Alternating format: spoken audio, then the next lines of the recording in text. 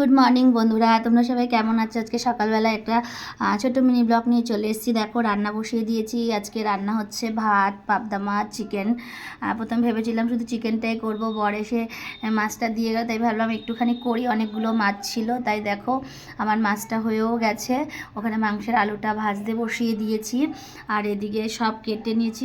গরম মশলাটা ফোড়ন দিয়ে পেঁয়াজটা ভাজতে দিয়ে দেবো। আজকের মাংসটা না খুব সাধারণভাবে সিম্পলভাবেই করব, পাতলা মাংসের ঝোল হয় না কাঁচা লঙ্কা দিয়ে, ঠিক সেরকম করব।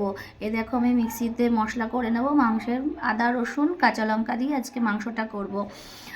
বেশি মশলা দেব না, ভালো লাগে না, মাঝে মাঝে না একটু পাতলা হালকা পাতলা মাংসের ঝোল ভালো লাগে। দেখো এখানে মশলা দিয়েছি আমি আদা রসুন কাঁচা লঙ্কা তো দেখলেই, নুন হলুদ লঙ্কার গুঁড়ো জিরের গুঁড়ো, টমেটোটা ছিল না তাই দিতে পারিনি।